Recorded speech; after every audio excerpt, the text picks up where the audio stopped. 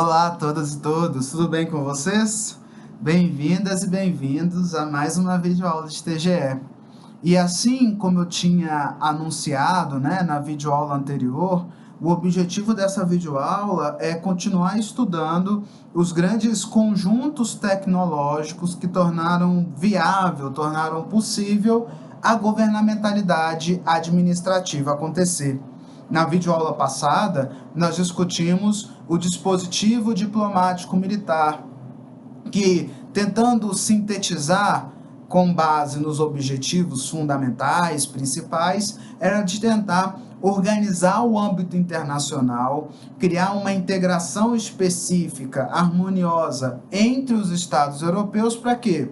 Para viabilizar uma organização interna de cada Estado em relação ao seu respectivo território, mais coesa, mais harmônica e que não prejudicasse os demais estados. Então, na videoaula passada, nós trabalhamos a governamentalidade administrativa numa ótica internacional. E agora, na videoaula de hoje, o nosso objetivo é trabalhar como a governamentalidade administrativa ela vai se estruturar na lógica interna.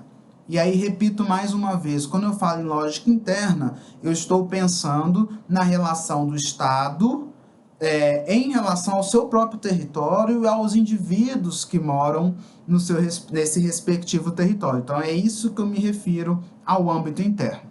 E, se no âmbito internacional nós tínhamos o dispositivo diplomático militar, agora nós vamos ter, para esse âmbito interno, o que nós chamaremos de dispositivo de polícia. Então, o dispositivo de polícia é esse conjunto tecnológico, esse conjunto de dispositivos que tem como objetivo organizar esse âmbito interno, lidar com esse âmbito interno.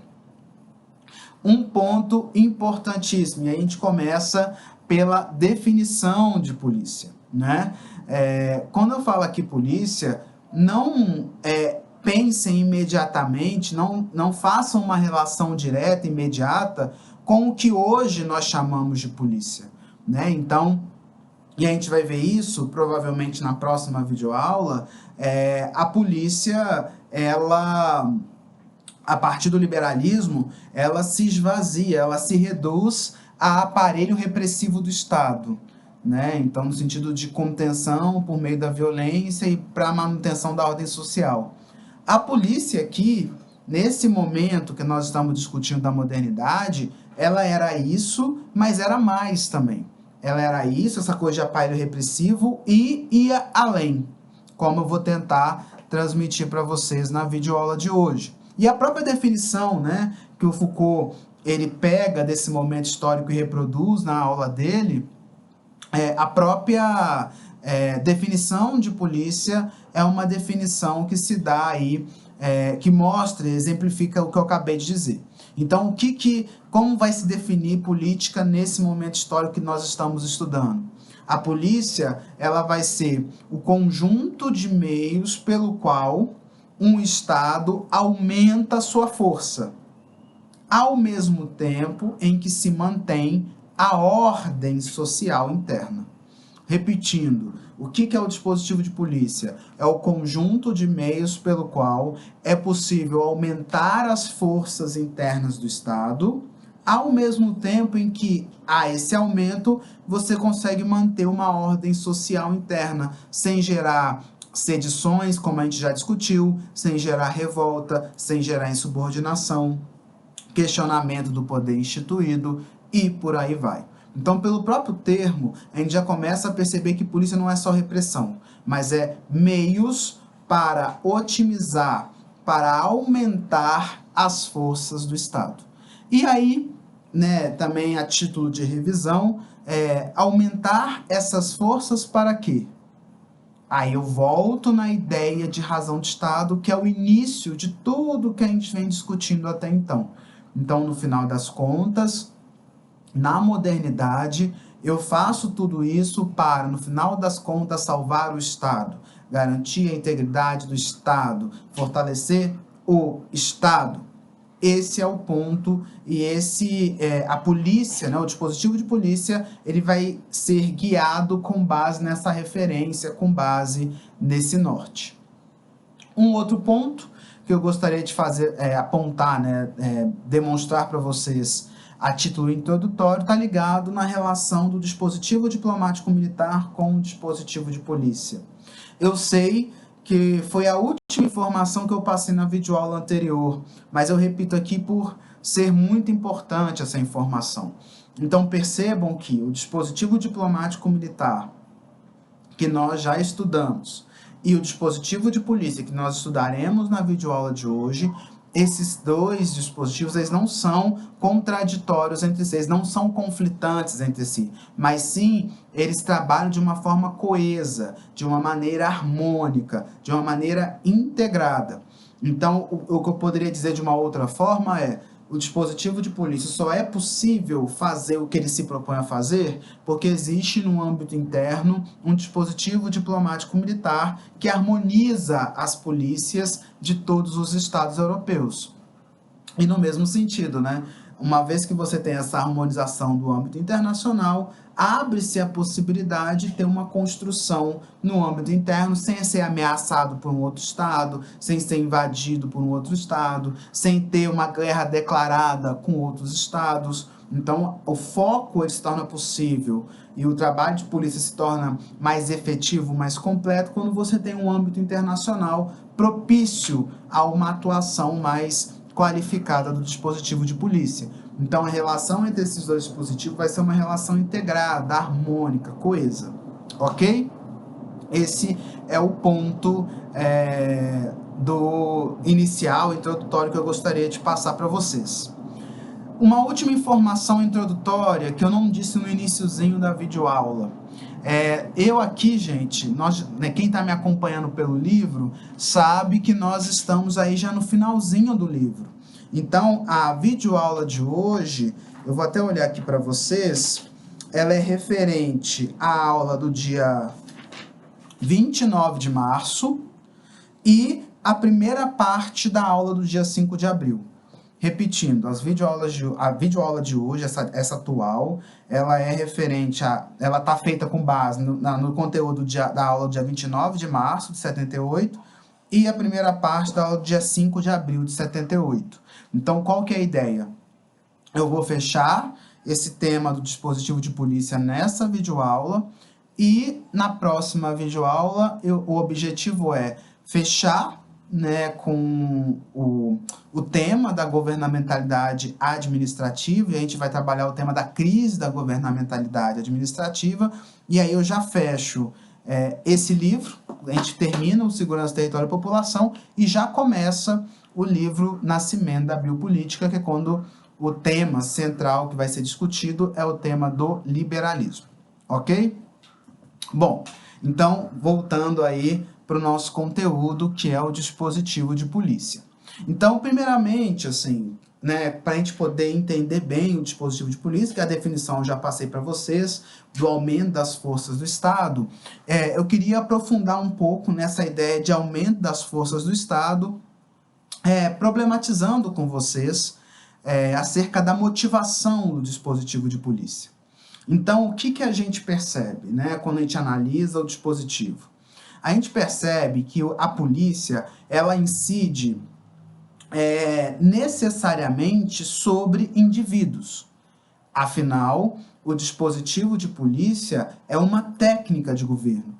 E, quando a gente fala em governo, a gente está falando de gestão de indivíduos.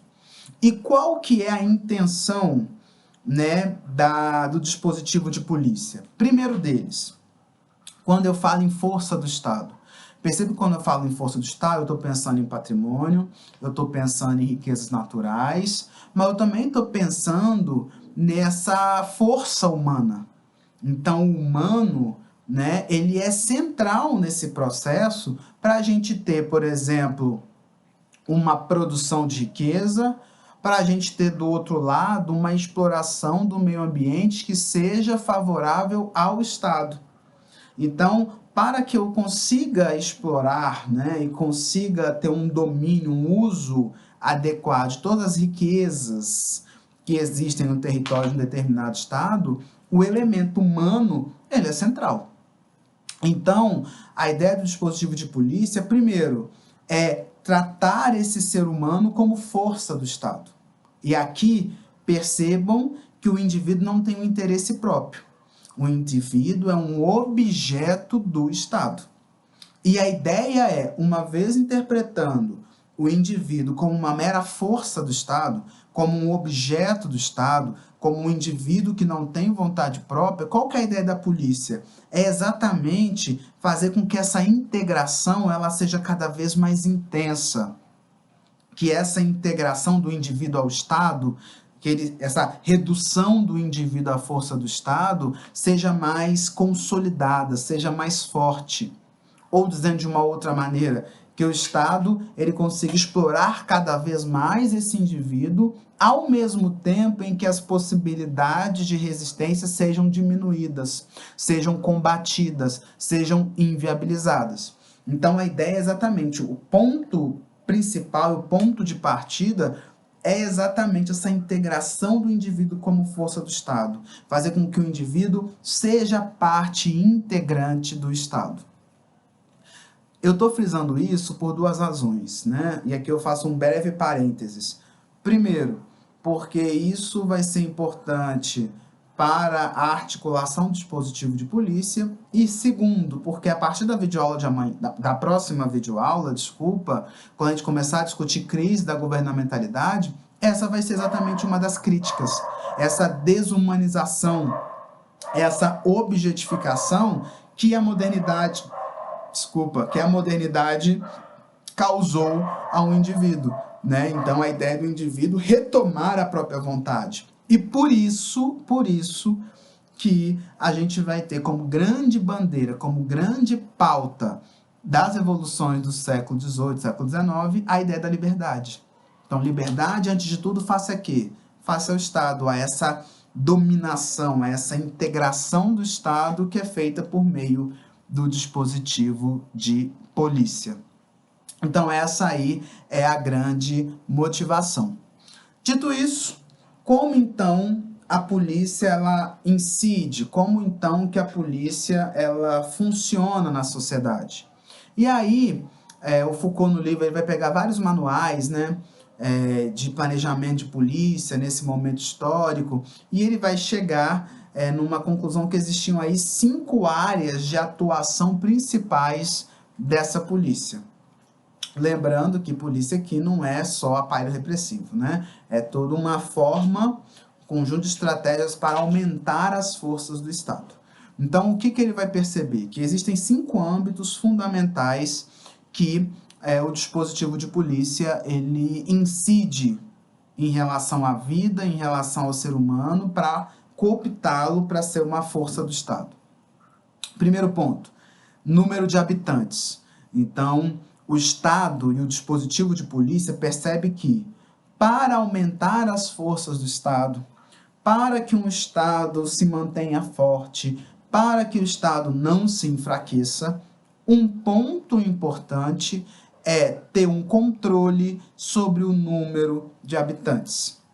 E aí, esse número de habitantes, percebam, esse número ideal de habitantes, ele é um número relativo. Então, tentando fazer um comparativo, né? Assim, se a gente pensa, por exemplo, o território da França, é um território grande. Se a gente pega o território de Portugal, é um território pequenininho. Então, o número de habitantes que é conveniente para a França não é o de Portugal. Então, a ideia ela é relativa a partir das características territoriais, climáticas, enfim, que cada território suporta, comporta. E aí, a partir daí, como que o dispositivo de polícia incidiria, por exemplo, em relação ao número de habitantes? Tomando medidas para que esse número de habitantes ele sempre se mantenha dentro de uma determinada margem aceitável. Ah, professor, mas como que o Estado sabia disso naquela época? Há algumas videoaulas atrás, a gente comentou sobre a estatística, quando a gente falou do eixo da verdade na governamentalidade administrativa. Então, a estatística, que vai ser um instrumento poderosíssimo, importantíssimo, digo, fundamental de qualquer prática política, seja nesse momento, seja nos dias atuais, a estatística ela sempre vai ser aí como uma fiel companheira. Então, a partir da estatística, o Estado ele sabe, primeiramente, como que é a característica dos subordinados a ele, e depois consegue traçar com um grau de destreza maior, de precisão maior, medidas a adotar. E aí, por exemplo, uma das medidas que podem ser adotadas nesse contexto está ligada a questões de controle de natalidade, não é? Seja de medidas mais drásticas, como, por exemplo, matar, né, crianças, por exemplo, de núcleos familiares que sejam muito numerosos, então colocar uma regra, olha, só pode ter 3 filhos, se chegar ao 4º filho vai ter que matar o 4º filho.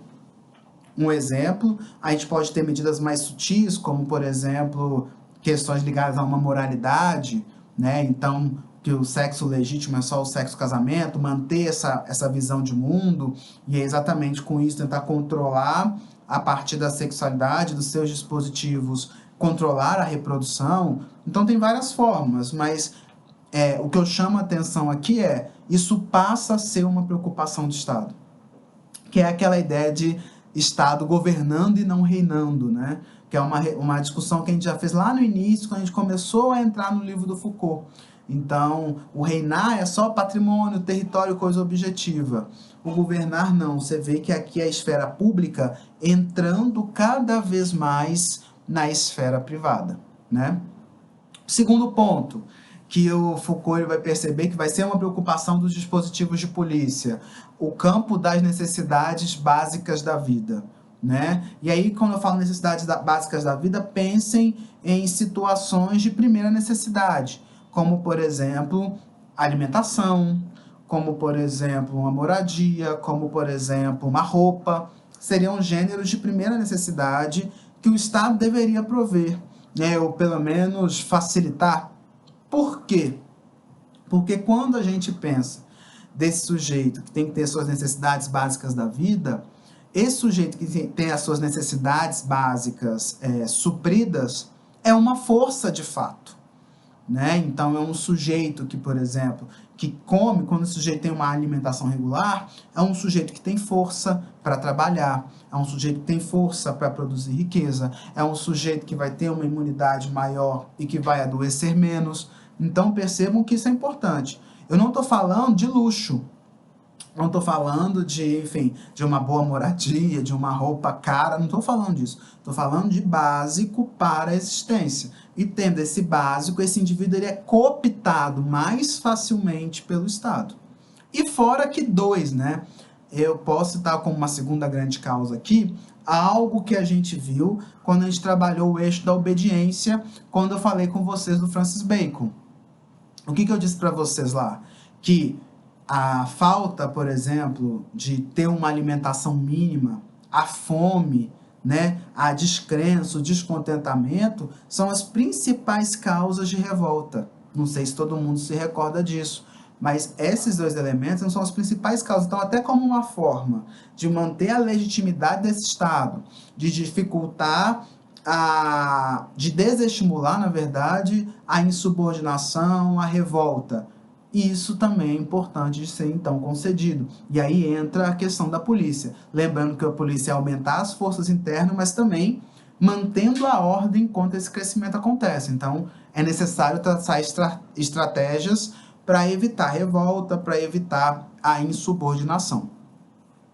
Um terceiro ponto, né, que vai ser aí importantíssimo, que vai jogar a semente aqui de algo que vai se tornando uma prática sedimentada no decorrer dos séculos posteriores, que está ligado ao campo da saúde, né? Então, a saúde aí, ela é fundamental, ela é essencial para que você tenha um Estado dominando a sociedade, dominando o espaço social, né? Então, assim como eu estava falando na questão anterior, o indivíduo que não tem saúde é um indivíduo que não pode ser explorado, né? Um indivíduo que se torna um peso morto. Eu até poderia dizer de uma outra maneira, é um indivíduo que acaba sendo menos benefício para o Estado e mais prejuízo. Então, imaginem, uma sociedade que tem um grande coeficiente de pessoas adoecidas, ela acaba gerando uma série de efeitos negativos em cascata. Acaba gerando uma série de outros prejuízos, o que, no final das contas, prejudica o próprio bem-estar do Estado, prejudica os interesses e a salvação do Estado. Hoje, né? Então, na atualidade, nós estamos passando aí por um contexto de coronavírus. Então, percebam que essa pandemia do coronavírus, ela está exatamente desestabilizando essas estruturas sociais, né? Então, o eixo da saúde que não foi bem tratado, percebam que isso tem adoecido cada vez mais pessoas. Essas pessoas que adoecem, elas não produzem, não produzindo, isso vai gerando efeito em cascata. Olha aí, por exemplo, o que tem acontecido com o setor de comércio. Olha aí, por exemplo, a sobrecarga dos hospitais. Então, começa a gerar um efeito, um atrás do outro. E que, no final das contas, seja, né, na Idade Moderna, tem como grande prejudicial o Estado, seja agora na Idade Contemporânea, na atualidade, tem, né, como ênfase, eixo principal, o mercado está sendo extremamente prejudicado. Então, percebam como essa questão da saúde acaba sendo um elemento central. E aqui, qual que é, talvez, um início de uma outra mentalidade? É que a ideia de saúde aqui, ela passa a ser tratada não somente num contexto de grandes epidemias ou pandemias, mas é uma saúde cotidiana, né? Então, uma preocupação com saúde no seu dia a dia, né? E aí isso passa, por exemplo, enquanto você não tinha uma medicina bem estabelecida, isso passa, por exemplo, pela questão da gestão do espaço urbano, né? Pensar, por exemplo, a questão de um saneamento básico, pensar, por exemplo, ruas mais largas, evitar, por exemplo, acúmulo de sujeira. Então, começam a ter preocupações para tentar manter a sociedade saudável o maior lapso de tempo possível. E a partir dessa mentalidade inicial, toda uma tecnologia, todo um conjunto de saberes vai sendo desenvolvidos para aprofundar nessa premissa.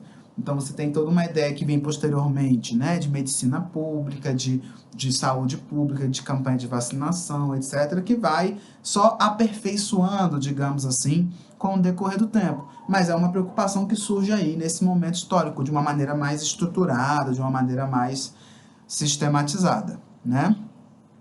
Um outro ponto, né, o quarto ponto, eu falei do número de habitantes, necessidades da vida, saúde. Agora eu passo para o quarto ponto, que também é um ponto fundamental, que é o ponto do trabalho.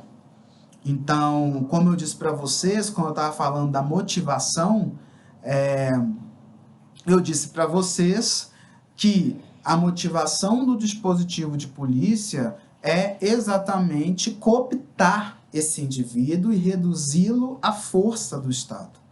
E para isso acontecer, eu não preciso usar o termo, mas está implícito na minha fala que é a questão do trabalho, né? Então, o sujeito trabalhador é ele que vai produzir riqueza, é ele que vai explorar o meio ambiente e por aí vai. Então, a questão do trabalho passa a ser uma questão de primeira ordem para o dispositivo de polícia, porque isso é fundamental para a salvação do Estado. Então, não tendo trabalho, o Estado não se salva. Tendo trabalho, o Estado se salva. E aí, qual que é a premissa básica nesse primeiro momento aí? Combate ao ócio. Então, essa ideia, né, que a gente tem hoje muito naturalizada, né? Então, hoje, para a gente é natural e normal pensar o ser humano, a pessoa, como uma pessoa que trabalha. Então, essa vinculação, né? Olha, a criança nasceu, vai ter uma idade, ela tem que começar a trabalhar.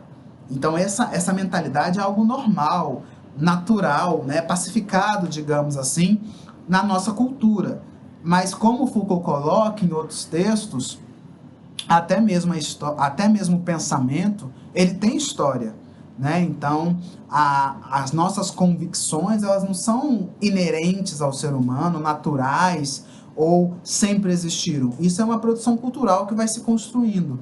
E aqui a gente tem essa vinculação fundamental, né? Do homem, entender o homem necessariamente como um trabalhador, né? Pensar de uma maneira negativa aquele que não trabalha. Então, a gente pensa assim, né? Então, quando o sujeito não trabalha, por exemplo, hoje, quando o sujeito não trabalha, automaticamente ou quase que automaticamente nós atribuímos a esse sujeito um papel negativo, né? Fazemos um juízo de valor negativo. Pode dizer de uma outra maneira, né? O sujeito não trabalhar, isso é uma causa de exclusão social. Então, as pessoas vão se afastar, né? A família vai começar a criticar, os amigos vão deixar de procurar. Então, esse indivíduo vai meio que, à medida, com o passar do tempo, se ele fica muito tempo desempregado, ele vai virando uma espécie de pária da sociedade, indesejável da sociedade. E aí, de novo, da onde que vem essa história? Da onde que vem isso? Aí a gente começa a entender o campo do trabalho como um campo de técnica de governo, como um âmbito ao qual o poder político precisa incidir para reverberar de uma maneira no âmbito privado. E aí a gente vai ter isso. Então, começa-se a combater o ócio agressivamente, né? Então, todo ser humano tem que estar trabalhando. Então, isso acaba sendo uma marca aí do dispositivo de polícia, que, de novo, não para aqui, né? Então, essa mentalidade do trabalho, essa regulamentação do trabalho, dessa confusão entre ser humano e ser trabalhador, é algo que a gente tem até a atualidade. E, por fim, o quinto grande âmbito de atuação do dispositivo de polícia está vinculado ao campo da circulação. E aqui, quando eu falo circulação, eu estou pensando em duas coisas. Primeiro, criar condições de circulação. Criar condições de circulação de quê? De bens, de riquezas, de pessoas. Então, eu preciso criar um espaço, uma organização do espaço público que facilite a circulação. Por que eu estou dizendo isso? Então, pensemos um país que tem uma dimensão territorial muito grande. Pensemos, por exemplo, aí mesmo a Alemanha, né? Um país europeu que tem um tamanho territorial gigantesco. Então, a Alemanha, por exemplo, ela tem riquezas a serem exploradas, seja no norte, seja no centro, seja no sul. Agora, se, por exemplo, existe ali um fluxo maior de pessoas, uma organização maior no centro, e não existe essa mesma organização, sistematização do espaço urbano no norte e no sul, o Estado alemão, nesse contexto, está perdendo oportunidades excelentes de quê? De aumentar as suas forças. Então, para viabilizar com que, por exemplo, digamos que a sede do poder político alemão fica no centro da Alemanha. Para que, primeiro, essa riqueza que está no norte, que é possível de ser explorada, seja de fato explorada. Eu preciso da possibilidade de circular pessoas para lá. E no mesmo sentido, né? A riqueza que é produzida lá, como é que eu transfiro ela para a capital para o rei poder usar? Nesse caso, eu preciso do quê? Eu preciso, portanto, ter uma maneira de circulação dessa riqueza. Então, percebam que é importante você ter a circulação, até para que, no final das contas, o dispositivo de polícia possa explorar da melhor maneira possível esse território para, no final das contas, aumentar a força do Estado o melhor possível, nas melhores possibilidades que o território, que as riquezas ali não exploradas proporcionam para esse determinado Estado, no caso do exemplo da Alemanha. Então, é necessário, primeiro ponto, nessa questão da circulação, criar as condições para circular, sejam pessoas, sejam bens, sejam riquezas. E dois, o segundo ponto aí vinculado à circulação, é também controlar e regulamentar as causas que levam a circular. Então, por exemplo, digamos, voltando à questão da Alemanha, nós temos aí uma população que seja aí mais ou menos, digamos, paritária, né, mesmos índices, seja no norte, no centro e no sul. Só que aí o sul e o centro, desculpa, o sul e o norte começam a entrar numa crise, começa a ter, por exemplo, perda de emprego. Qual que é a tendência das pessoas? A tendência das pessoas é migrarem para onde tem emprego, para onde tem trabalho, onde as pessoas podem se sustentar. Então a tendência é o quê? Inchar o centro e esvaziar a região norte da Alemanha e a região sul da Alemanha, pegando esse exemplo hipotético que eu estou passando para vocês. Então, nesse caso, percebam, é importante não só criar as condições para circular, mas também controlar as causas que levam à circulação. Porque nesse caso, isso vai gerar, se todo mundo for para o centro da Alemanha, isso vai gerar um prejuízo para o Estado alemão, porque vai sobrecarregar a estrutura do centro, isso vai gerar mais pobreza, isso vai aumentar a criminalidade, isso vai aumentar a doença. Então percebam que isso vai gerando efeitos diversos. Então, para tentar manter uma harmonia no crescimento, é necessário gerar também um controle das causas que levam a circular. Seja, por exemplo, num campo de incentivo, então se o Estado mapeia que na região norte e sul está com problema de trabalho, então vamos investir no norte e do sul para garantir a fixação desse indivíduo nessas regiões, que ele não queira migrar para outra região.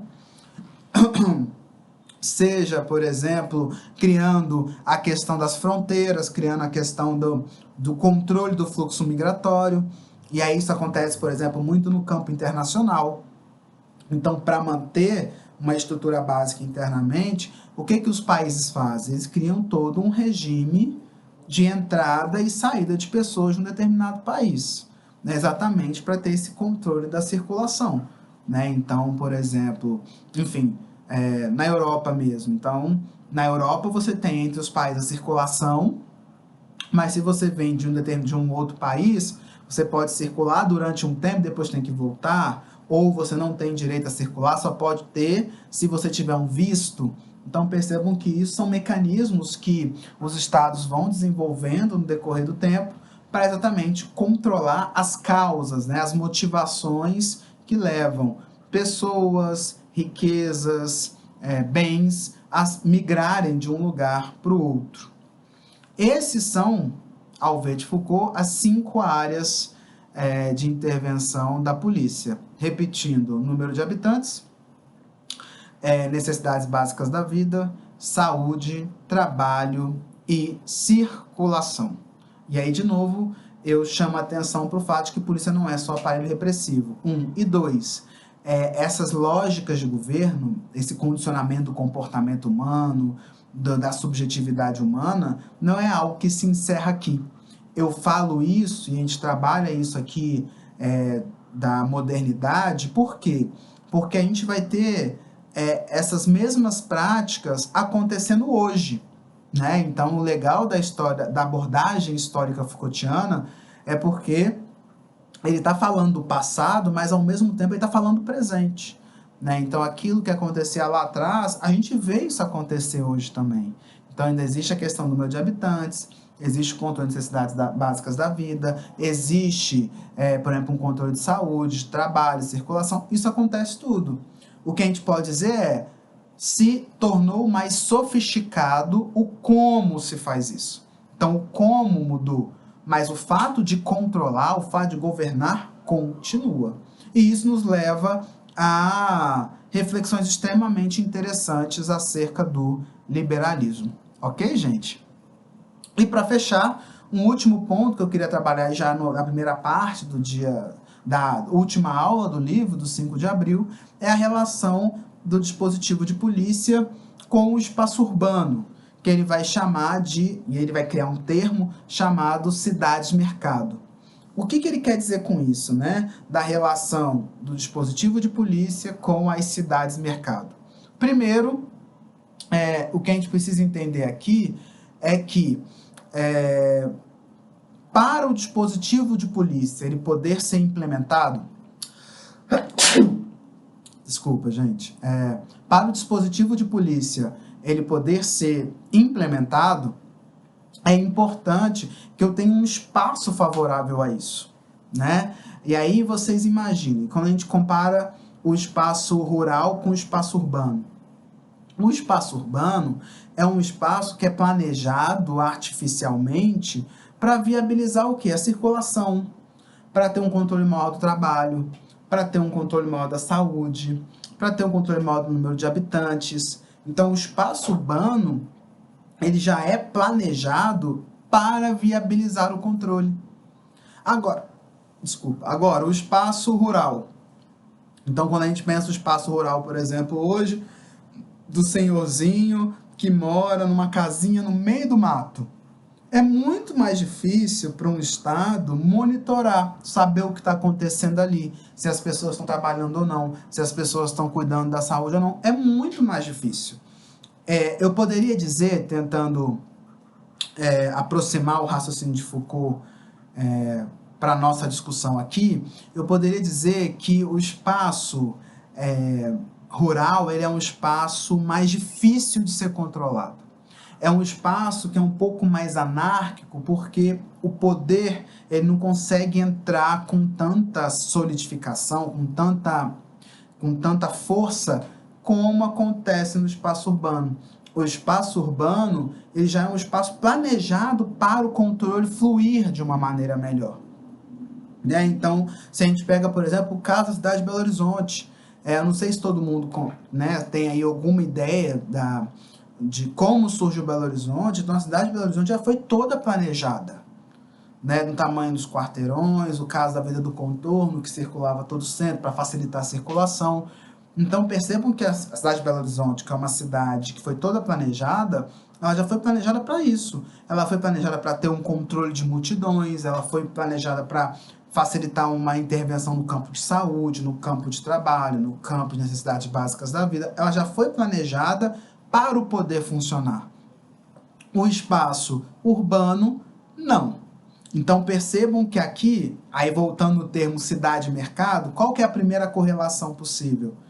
O dispositivo de polícia, assim como vai acontecer com as técnicas de poder que surgem posteriormente, vão ter como preocupação a produção de espaços urbanos. Então, a urbanização é como se fosse um pressuposto importante para as técnicas de governo acontecerem. Porque no espaço urbano, o indivíduo ele é mais facilmente controlado do que no espaço rural. Então, a tendência é sempre o quê? Uma urbanização, exatamente para o poder incidir com mais força. Então, primeiro, pegando o termo, né, o primeiro eixo do termo, cidade. Agora a gente passa para o segundo eixo, que é o eixo mercado, do conceito cidade-mercado. Por que o termo mercado? E aí a gente volta na abordagem das áreas de atuação do dispositivo de polícia, para a gente poder entender bem essa segunda parte do conceito. O que eu disse para vocês? Eu falei do número de habitantes, eu falei das necessidades da vida, da saúde, do trabalho, da circulação. Se existe um ponto em comum, vai dizer Foucault, dessas 5 áreas que a gente discutiu nessa videoaula, o ponto em comum de todas elas é o quê? É ter lá no ponto de partida delas um aspecto econômico. Então, no final das contas, por que eu me preocupo com o número de habitantes? Por causa das riquezas. Por que eu me preocupo com a necessidade da vida? Para que o indivíduo possa trabalhar e gerar riqueza. Por que eu me preocupo com a saúde? Para que esse indivíduo saudável ele seja produtivo e ele não gere prejuízo para o Estado. Olha o campo econômico aí sobressaindo de novo. Circulação idem, trabalho nem se fala. Então, dentre esses âmbitos, a gente tem como um eixo comum a dimensão econômica. Então, você começa a ver aí a dimensão econômica sendo aí o grande balizador de como se lidar com esses 5 âmbitos aí que a gente discutiu nessa videoaula. E aí, por isso, exatamente a questão mercado. Porque, de um lado, esse conceito, então, né, cidade-mercado, ele quer dizer o quê? Que é a polícia preocupando-se com a urbanização e preocupando com um aumento, com uma possibilidade mais adequada de exploração econômica dos diversos âmbitos da vida. E aí exatamente essa ideia de cidade-mercado. É o espaço urbano produzido para otimizar a exploração econômica dos diversos âmbitos da vida. E aí percebam que a exploração econômica ela não está vinculada só à prática econômica propriamente dita, mas eu posso explorar economicamente a saúde, eu posso explorar economicamente a educação, eu posso explorar economicamente as necessidades básicas da vida, tudo pode ser explorado economicamente, não se reduz à prática econômica. E isso no espaço urbano é mais possível, é mais otimizado, é mais viável, né? Com um grau de dificuldade menor. E é exatamente essa reflexão que é sintetizada na ideia de cidade-mercado. Tá bom, gente? Então, assim, nessa videoaula, a gente fecha tudo que a gente poderia discutir sobre técnicas de governo na Idade Moderna ou também como nós chamamos de governamentalidade administrativa. Como eu disse, né, no meio da videoaula, e eu repito agora, a videoaula, a próxima videoaula, desculpa, ela vai ser a última sobre o livro Segurança, Território e População, quando a gente fecha essa discussão e entende, né, a virada do absolutismo para o liberalismo a partir da ótica das técnicas de governo. Tudo bem, gente? Muito obrigado pela atenção, por terem assistido essa videoaula. Caso tenha ficado alguma dúvida, vocês já sabem onde me procurar. Muito obrigado mais uma vez e até a próxima videoaula.